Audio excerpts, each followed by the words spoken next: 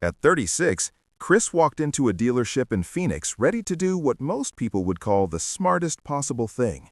He had spent years saving, stayed disciplined, avoided lifestyle creep, and finally had enough cash to buy his next car outright. No monthly payment, no interest, no debt. On paper, it looked like the perfect financial move. And for a moment, it felt that way too. He signed the paperwork, wired the money, drove off the lot in a fully paid-for car, and felt something close to relief. No lender, no obligation, no monthly bill hanging over his head, just ownership. But 6 months later, sitting at home after an unexpected medical expense and a slow month at work, Chris looked at his bank account and felt something he didn't expect: pressure.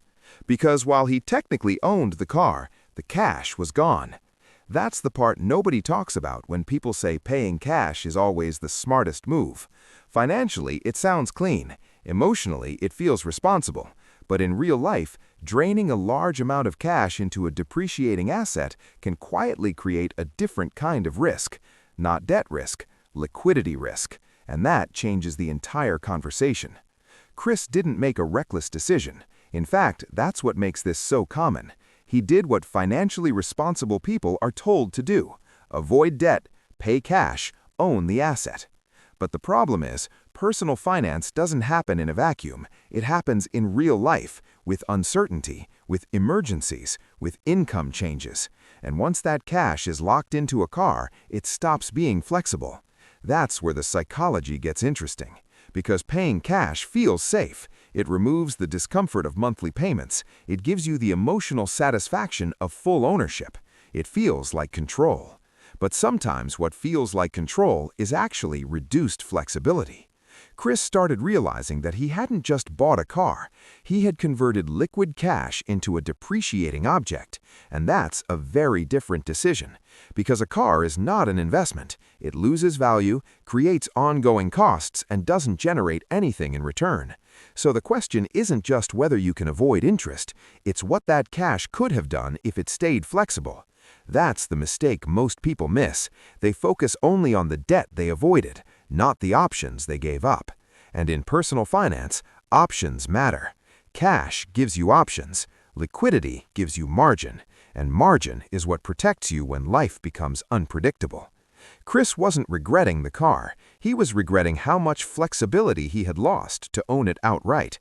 If you're watching this and planning to pay cash for your next car because it sounds like the most responsible move, this is where you need to look deeper. Make sure you like, subscribe, and join Andrew Finance, because in the next part, we're breaking down the real math behind paying cash versus financing and why avoiding a car payment doesn't always mean making the strongest financial decision. Chris went home and did what most people never do after buying a car. He stopped thinking emotionally and started thinking in terms of capital.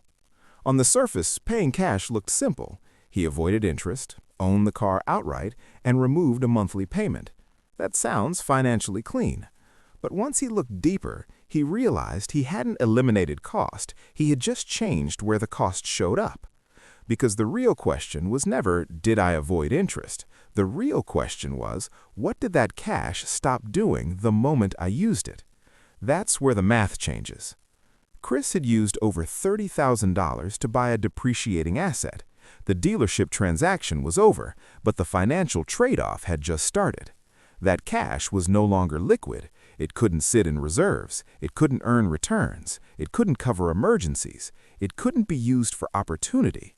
It had become a car, an asset that immediately began losing value the moment he drove it off the lot. And that's the part most people ignore when they glorify paying cash. Yes, financing costs interest, but paying cash has a cost too. It's called opportunity cost. Chris started comparing two scenarios. In one, he paid cash and had no monthly payment. In the other, he financed part of the car at a reasonable rate, kept a large portion of his cash available, and let that money continue working elsewhere. Maybe in investments, maybe in reserves, maybe simply as financial flexibility. And that second option started looking less like debt and more like strategy. That's what most people miss. Not all debt is automatically bad. Expensive, reckless debt is bad, but low-cost, controlled debt used to preserve liquidity can be useful. And that distinction matters. Because personal finance isn't just about minimizing interest, it's about maximizing flexibility and long-term control. Chris also realized something psychological. Paying cash made him feel disciplined because it removed a visible monthly payment, but removing the monthly payment didn't remove the cost, it just concentrated it up front in one large, irreversible move. That's emotionally satisfying, but financially it can be rigid, and rigidity is expensive when life becomes unpredictable. The medical bill he got months later made that obvious. If he had kept more cash liquid, the stress would have been smaller. But because the money had already been converted into a car, he had less room to absorb the hit. That's what liquidity protects, not just returns, resilience. At the same time, this doesn't mean financing is always better. That's where people get too extreme. Financing a car at a bad rate, stretching payments too long, or buying more car than you can afford is still a bad move. The point isn't always finance. The point is don't confuse paying cash with automatically being smarter. Chris started seeing the car purchase differently after that. The smartest move wasn't the one that removed debt at all costs, it was the one that preserved the most financial strength after the purchase was over. And that changes how you should think about the decision. Because buying a car is not just about the car, it's about what position you're left in after paying for it. If paying cash empties too much of your flexibility, it may cost more than financing ever would. And if financing is cheap enough while your cash remains useful elsewhere, the math becomes very different. Chris didn't walk away from that experience thinking financing was always better. What changed was simpler than that. He stopped treating pay cash like an automatic rule and started treating it like a decision that needed context, because that's the real answer most people miss. Paying cash is not always smart. Financing is not always bad. The better choice depends on what position each one leaves you in after the purchase is over. That's the part most people never calculate. They focus on ownership, interest, and monthly payments, but ignore the most important question. What does this decision do to my financial flexibility the day after I buy the car? That's the real math. Chris realized paying cash only makes sense when the purchase barely affects your liquidity. If buying the car outright still leaves you with strong reserves, stable cash flow, and room for emergencies, then paying cash can absolutely be a smart move. You avoid interest, simplify the purchase, and remove a monthly obligation without weakening your position. But that's very different from draining most of your available cash just to avoid a payment. That's where people confuse ownership with strength.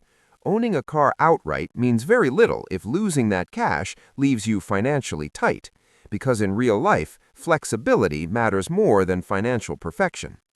Chris also realized financing makes sense when it protects liquidity and the terms are reasonable.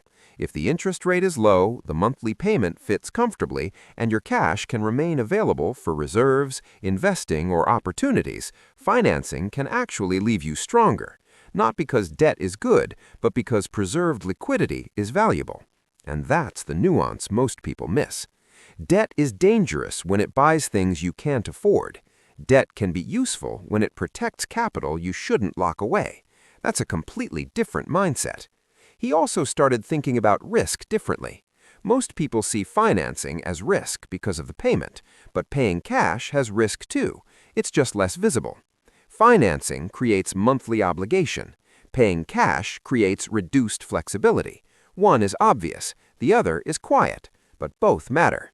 And smart financial decisions are rarely about eliminating one risk completely. They're about choosing the risk you can manage better. That's what changed for Chris.